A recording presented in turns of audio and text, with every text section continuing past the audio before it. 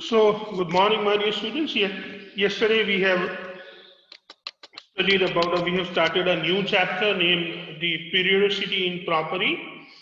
We have studied about the modern periodic law that the properties of elements are the periodic function of their atomic numbers. This we have come to know from the work of Henry Moseley, where he plotted the graph of frequency versus the atomic number and frequency versus the atomic mass number, and ultimately we came to know that the graph of frequency versus atomic number was a straight line, and then the honorable scientist Henry Moseley ultimately made us to aware that atomic number is more important property than the atomic mass number. Ultimately, the group of scientists have arranged element into the increasing order of their atomic numbers, and we have got the modern periodic table. The modern periodic table that we have got is also known as the long form of periodic table. This long form of periodic table is made up of groups and periods. The groups are the vertical column in the periodic table, and we have some 18 groups into the periodic table. The various names for the various groups we can give is: group 1 is alkali metal, group 2 alkaline earth metal, group 3 13 boron family, group 14 carbon family, group 15 nicogens or nitrogen family, group 16 chalcogens, group 17 halogens, and group 18 are the noble gases or inert gases. Group 13 to group 3 to group 10 are collectively called the D block elements, and mostly they are known as the transition elements. Then we have periods. The definition is horizontal rows in the modern periodic table are known as the periods. There are 7 periods, and we should know about the how many elements are present. So in period 1 we have 2 elements, in period 2 we have 8 elements, in period 3 we have 8 elements, in period 4 we have 18 elements, in period 5 we have 18 elements, in period 6 we have 32 elements, and in period 7, which is an incomplete period.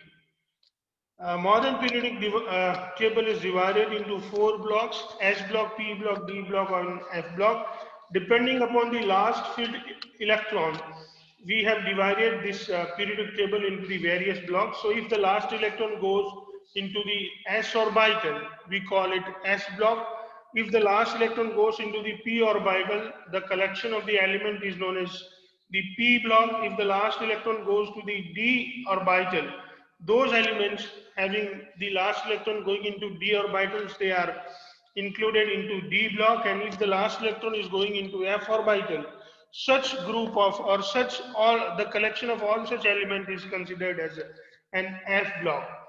The F block has been put outside the periodic table or at the bottom of the periodic table, and it is believed that all the elements present into the F block are actually the members of the group 3.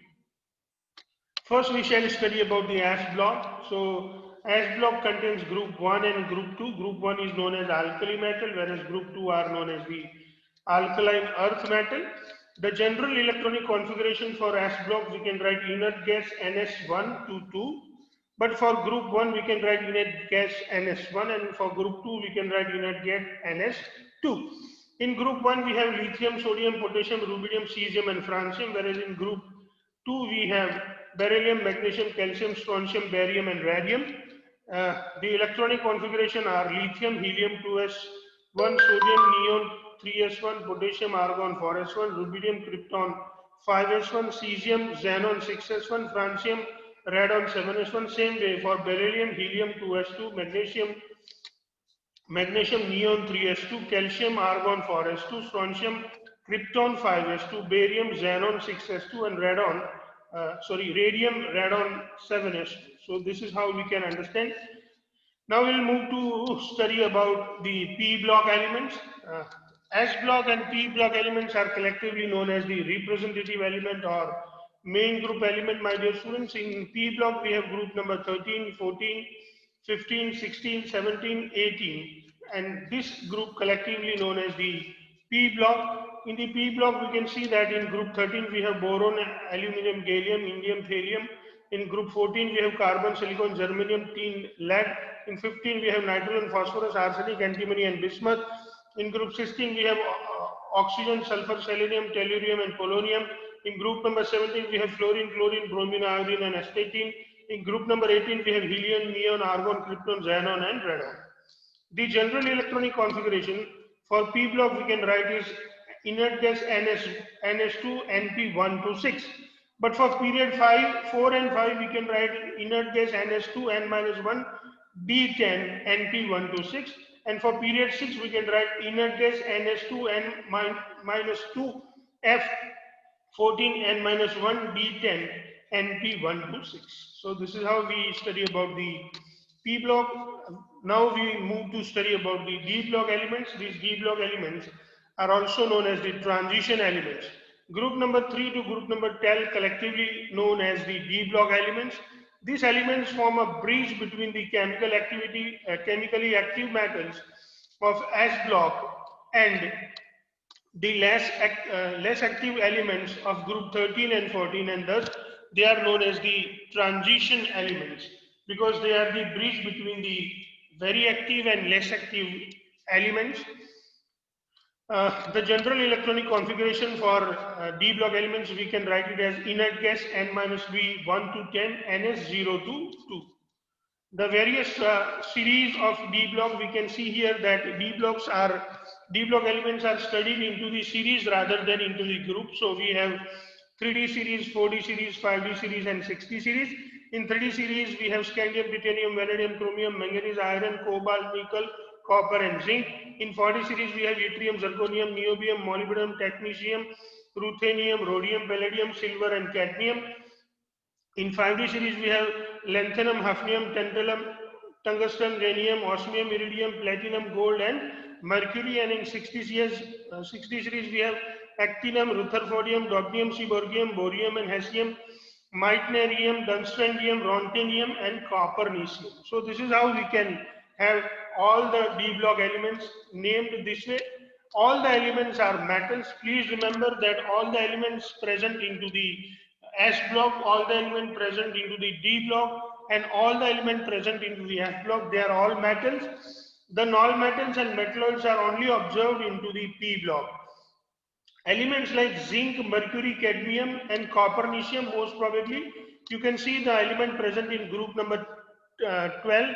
They generally have the electronic configuration like N-1, D10, and NS2. So they have all their electrons, or they have all the orbitals S and D have completely been filled, and that is why they do not show the properties of transition elements. Now the question arises, my dear students, that what properties does this transition element shows and this element of group 12 they do not show? So generally this transition element shows the property of being a good catalyst. They show the colored ions. Their ions are generally paramagnetic in nature. These properties are not being shown by group 12 elements because they generally do not have unpaired electron, and these three property what I have suggested is because of the unpaired electron present into the various ions of these D block elements or various transition element, and that is why these elements are not called transition element, but still their last electron goes into the d orbitals, and that is why these elements are studied with the transition element. The general electronic configuration we can write is the transition element belong to the period 4 are called 3D series, period 5 4D series, period 6 5D series, and period 7 6D series elements, because the same orbital is filled in that particular element. So if you look at the 3D series elements, then the electron goes into 3D orbital. Same way in 4D series element, the electron goes to last electron goes to 4D orbital. In 5D series, the last electron goes to the 5D orbital, and in 6D series, the last electron goes to the 6D orbital. Now we'll move to study about the F block elements. These F block elements are also known as the inner transition element. Now the reason or the thing that comes in our mind, my dear students, that why do we call them inner transition element? We call them inner transition element because uh, the orbital which is filled into them is actually very inner. N minus 2 f orbital. Suppose the electronic configuration start with 6s, then the electron goes into 4f. So you can see that the 2 shell, the electron is filled into the 2 shell inner orbital, and that is why these elements are called the inner transition element. Their ions are also colored. They are also mostly paramagnetic in nature, and they sometimes show the catalytic property, and that is why they are also considered as a transition element. And so let us study about the F block elements, which are transition elements. Elements actually belong to group 3, but are placed separately as two rows at the bottom of the periodic table are called, and these rows are called lanthanoids and actinoids. They are called F block elements. Let us look at the various elements present in lanthanoids. Lanthanum, cerium, praseodymium, neodymium, promethium, samarium, europium, gadolinium, terbium, dysprosium, holmium, erbium, thulium, euterbium, lutetium. These are the elements called lanthanoids. This lanthanum even studied with the lanthanoids because it present into the group number 3. Same way actinoids, and this lanthanum is very similar to these lanthanoids, and that is why it is studied with the lanthanoids. We have the another series which is known as the actinoids. In actinoids, we have actinum, thorium, protactinium, uranium, neptunium, plutonium, americium, curium, berkelium, californium, einsteinium, fermium, mendelevium, nobelium, and lawrencium. These elements are known as the actinoids. Actinum is also studied with these actinoids because actinum is very similar to these elements. All these elements belong to F block are metals, and their general electronic configuration is written as inert gas N-2 F1 to 14, N D 0 to 2, and NS2. Let us study about the lanthanoids. 14 elements followed by lanthanum, Z is equal to 58 to Z is equal to 71 are called lanthanoids. Actinoids, 14 elements followed by actinum, Z is equal to 90 to Z is equal to 103 are called actinum. Now we will study about trans-uranium elements. Elements after uranium are called the trans-uranium elements. These trans-uranium elements are man-made elements, and they are not naturally occurring elements. Many actinoids are radioactive elements, and they are produced in nanograms, that is 10 to the power minus 9 gram or even lesser than that quantity by the nuclear reaction. So these trans-uranium elements are generally produced by the nuclear reactions, and they are elements following the uranium. They are called trans-uranium elements. They are man-made elements. They does not occur into the nature. Large number of oxidation states are possible in actinoids. We have seen that many actinoids are radioactive elements. They shows the variable oxidation state, and there are large number of oxidation states produced into the actinoids. These transuranium elements also fall into the actinoids. So their presence or their very small amount can be produced. So the chemistry of actinoids is not fully studied because they are not produced in an even not producing in enough amount to study them well, and even their half-life time is many a time very small. They do not exist much, or they are not so stable, and that is why their chemistry has not been studied properly. Most of the lanthanoids are same in their chemical properties. So when we study the properties of lanthanoid, we find that lanthanoids have very similar properties with each other. F block elements are also called inner transition elements. My dear students, the next topic is something that we have been studying it from the standards like 7, 8, 9, 10, 11. So now again we are going to study the same topic. I hope you know everything about the topic, but I wish you revise it. Let us revise about the metals, non-metals, and metalloids. Metals. In the periodic table, S block, D block, and F block contains metals only. Non-metals, metals, and metalloids are there found in only the P block elements. Metals appears at the left side as well as the bottom of the periodic table. Metals are generally solid at room temperature. Mercury is a liquid metal.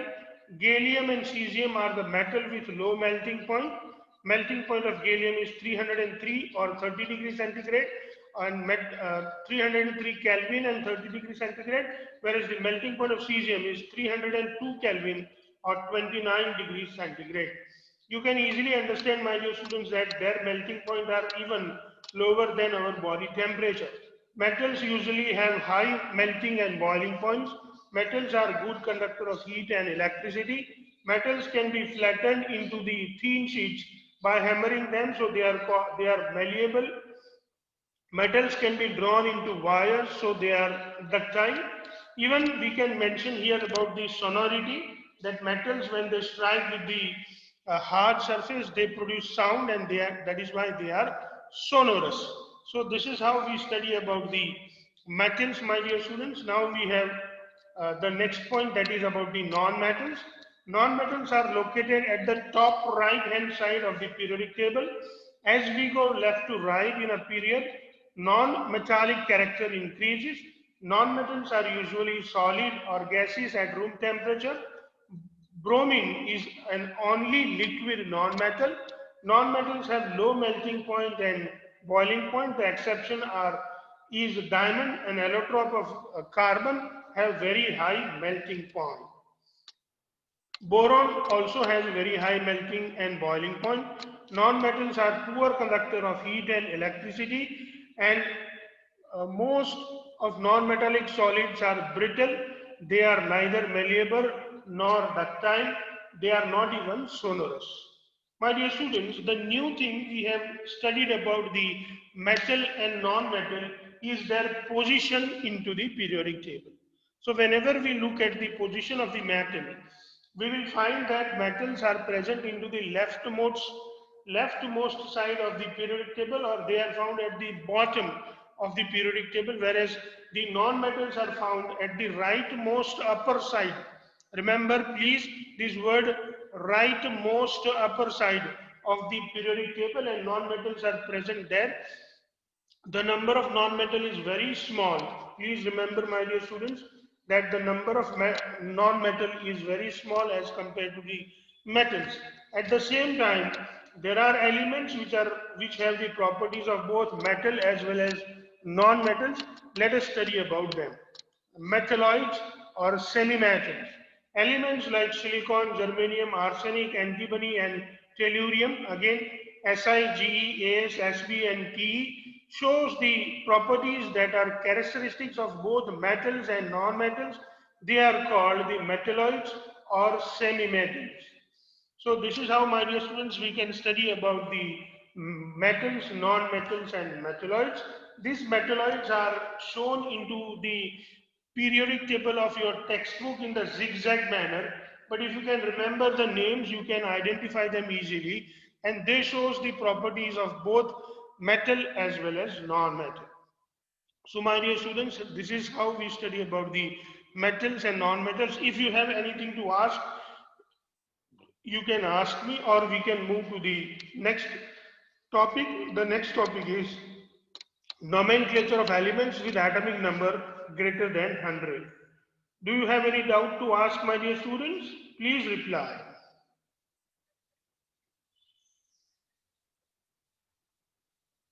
Dear students, do you have anything to ask? At least say no or yes. If you want to ask, directly ask the question, or say no. No, sir. No, sir. No, sir. No, sir. Okay, then let's move to the next topic. Nomenclature of the elements with atomic number greater than 100. You know, there was a problem giving names, because there are many elements which were discovered by the human being, so they are not occurring in nature, and at many corner of the world these elements are discovered simultaneously. That means at the same time. So when these elements are discovered at the same time, many scientists say that they have discovered it, and that is why naming those elements were difficult for the International Union of Pure and Applied Chemistry, that is what it is known as the IUPAC. Let us understand it with one example. There were many contradictions among the scientists to give names to the element discovered or prepared by the scientists in the laboratory. Example, element with atomic number 104, which is Americans named it Rutherfordium, but Soviets or Russians named it Kharchotovium. Now this Kharchotovium or Kharchotovium and Rutherfordium where like there was a problem giving name to it. To avoid such conflicts, IUPAC suggested the systematic name based on the atomic number using the numerical roots for 0 and digits 1 to 9. Please remember these numerical roots that I am going to read for you. The roots are put together in order which makes the atomic number, and at last we use suffix IUN, and this is how the name is given. It's a very simple method to give the names. You just need to write these words which is given as a root, and then you need to put IUN at last. So let us see. For 0 we write NIL, nil. For 1 we write yun, for 2 we write bi, for 3 we write tri, for 4 we write quad, for 5 we write pent, for 6 we write hex, for 7 we write sept, for 8 we write oct, for 9 we write n.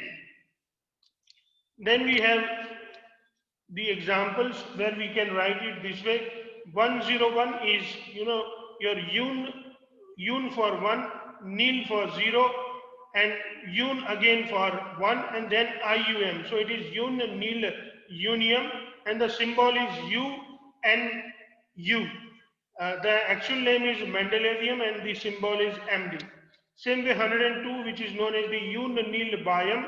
The symbol is UNB, and actually it is Nobelium. 103 is yun, nil, trium, which is UNT, and it is Lawrencium. Same way, my dear students, 104, which is yun, nil, quadium, UNQ, which is Rutherfordium RF. 105 is yun, nil, pentium, UNP, which is dubnium, DB. 106 is yun, nil, hexium, which is UNH, which is Seaborgium SG. 107 is yun, nil, septium, which is UNS, which is actually borium BH. 108, atomic number 108 is yun, nil, octium, UNO, which is actually hafnium HS. Atomic number 109 is yun, nil, anium, which is UNE, which is meitnerium MP. Atomic number 110 is yun, nelium, which is UNN, which is dumspendium DS. Atomic number 111 is unium, that is UUU, which is rontagium, which is also rontgenium, which is RG. You can see here I have made a star. We will understand the meaning of this star.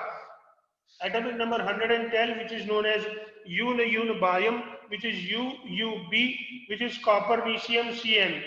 Then we have the other elements like atomic number 103, which is unitrium, UUT. Atomic number 114, which is uniquarium, UUQ. Atomic number 115, which is unipentium, UUP. Atomic number 116, which is unihexium, which is UUH.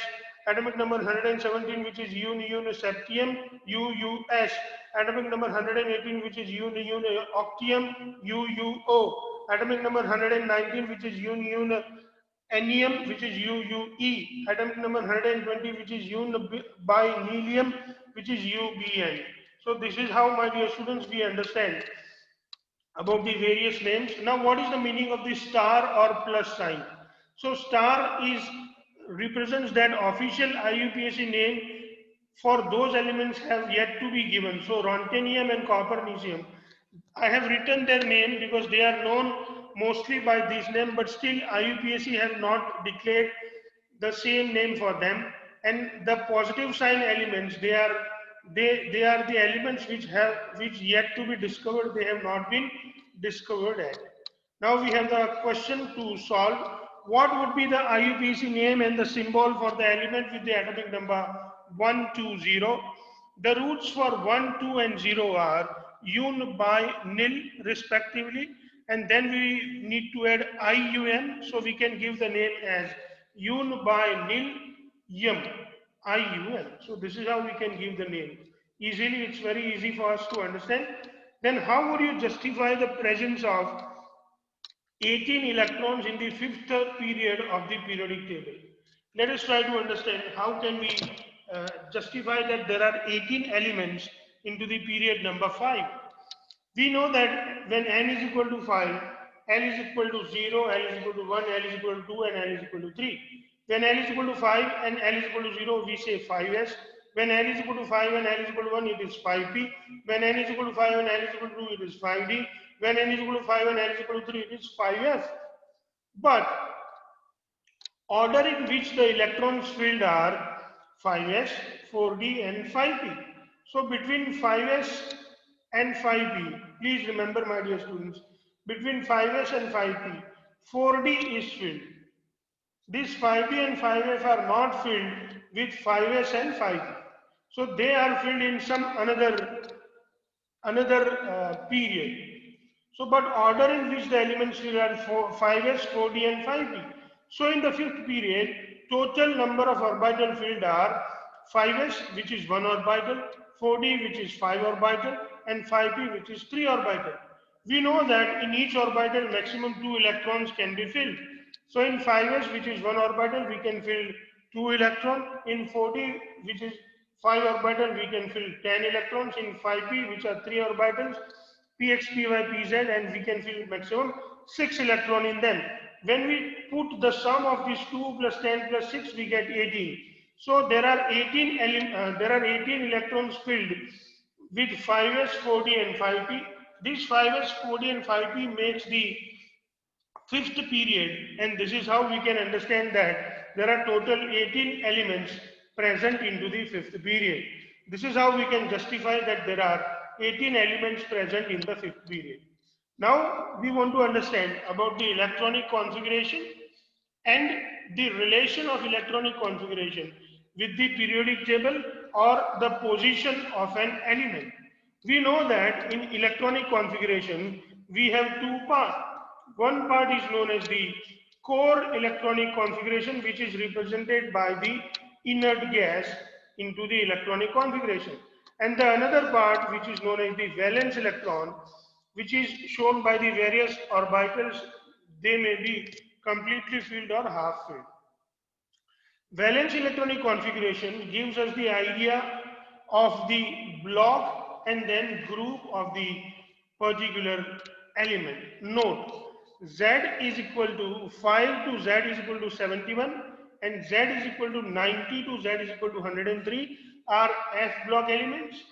Please remember that Z is equal to 58, Z is equal to 58 to 71 and Z is equal to 90 to 103 are F block elements, and please remember that they are the F block elements. So if you are given the atomic number 58 to 71 or 90 to 103, you can easily locate them into the F block. And they belong to group number 3.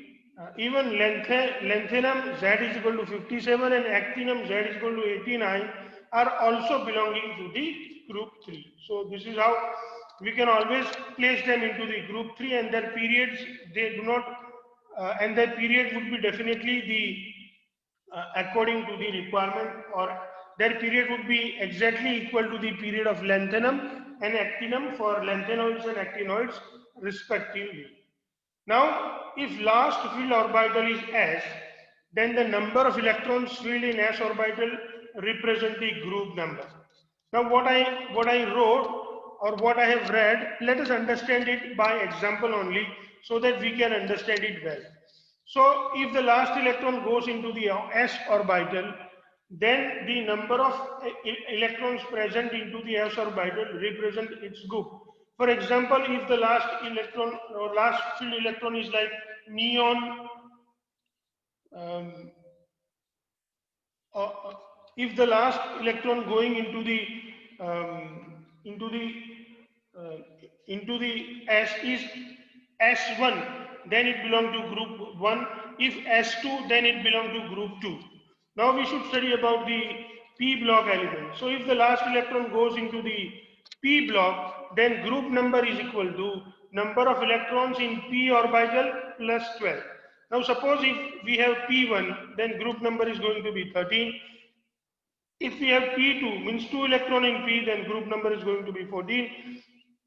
If 3 electron in P, then group number is 15. If 4 electron in P is group number 16. If 5 electron in P, group number 17, and 6 electron, group number 18. If last field orbital is D, then group number would be number of valence electron in S orbital plus number of valence electron in D orbital. So these are the rules by which we can understand it. Let us understand it with the example. Chromium, argon 3d5 for S1. So total number of electron or group number would be 5 plus 1, that is 6. Copper, argon 3d10 for S1. So group number would be 10 plus 1, that is 11. Zinc, argon 3d10 for S2. So group number is going to be 10 plus 2, that is 12.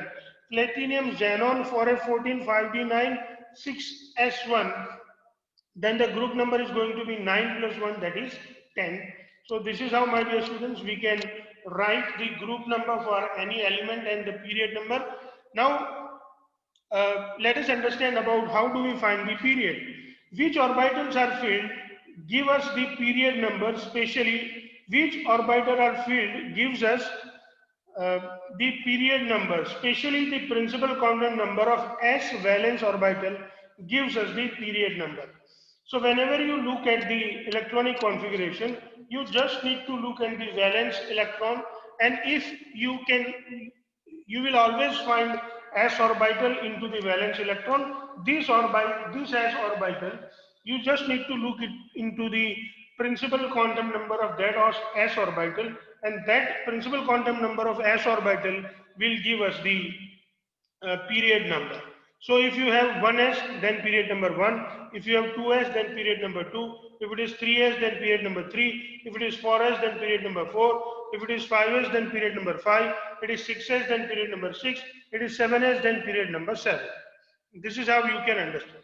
Now we were just asked a question that justify the total number of electron present into, or total number of element present into a particular period.